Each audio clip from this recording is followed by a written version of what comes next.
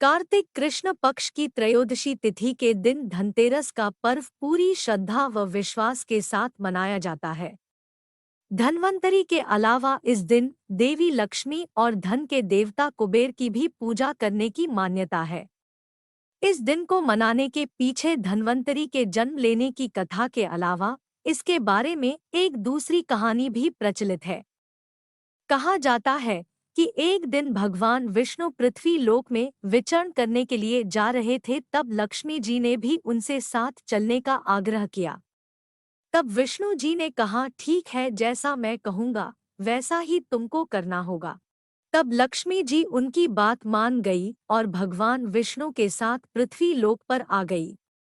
कुछ देर बाद एक जगह पर पहुंचकर भगवान विष्णु ने लक्ष्मी जी से कहा कि जब तक मैं न आऊं तुम यहाँ से कहीं मत जाना।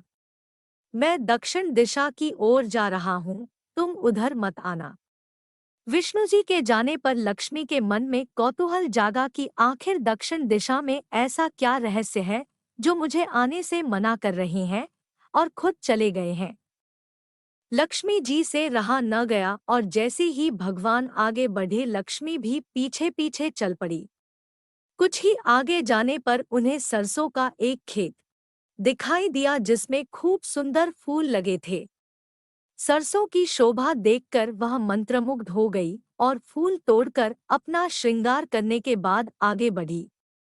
आगे जाने पर एक गन्ने के खेत से लक्ष्मी जी गन्ने तोड़कर रस चूसने लगी।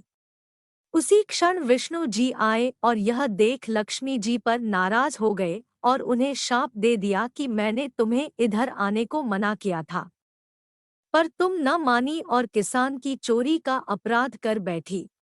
अब तुम इस अपराध के जुर्म में इस किसान की 12 वर्ष तक सेवा करो। ऐसा कहकर भगवान उन्हें छोड़कर क्षीरसागर चले गए। तब लक्ष्मी जी उस गरीब किसान के घर रहने लगी। एक दिन लक्ष्मी जी ने उस किसान की पत्नी से कहा कि तुम स्नान कर पहले मेरी बनाई गई इस देवी लक्ष्मी का पूजन करो, फिर रसोई बनाना, तब तुम जो मांगोगी मिलेगा। किसान की पत्नी ने ऐसा ही किया। पूजा के प्रभाव और लक्ष्मी की कृपा से किसान का घर दूसरे ही दिन से अन्न, धन, रत्न, स्वर्ण आदि से भर गया। लक्ष्मी ने किसान को धन धान्य से पूर्ण कर दिया। किसान के 12 वर्ष बड़े आनंद से कट गए। फिर 12 वर्ष के बाद लक्ष्मी जी जाने के लिए तैयार हुई। विष्णु जी लक्ष्मी जी को लेने आए तो किसान ने उन्हें भेजने से इनकार कर दिया। तब भगवान ने किसान से कहा कि इन्हें कौन जाने देता है, यह तो चंचला है, कहीं नहीं ठहरती। इनको बड़े बड़े नहीं रोक सके।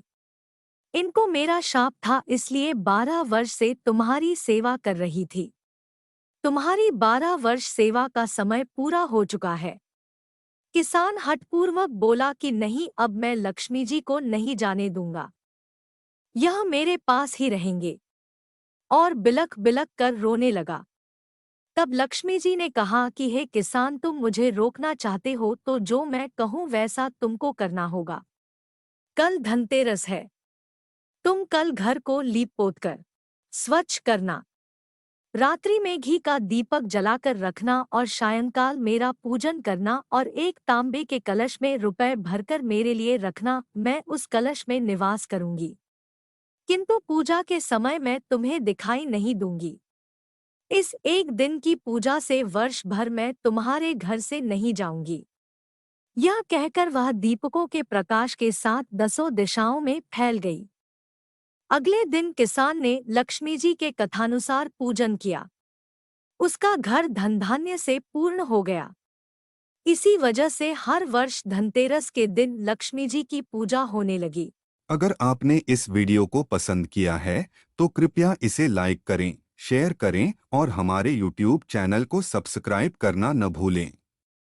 आपका समर्थन हमारे लिए महत्वपूर्ण है और हम और भी ऐसे रोचक वीडियो आपके लिए लाने का प्रतिश्रुत हैं। धन्यवाद।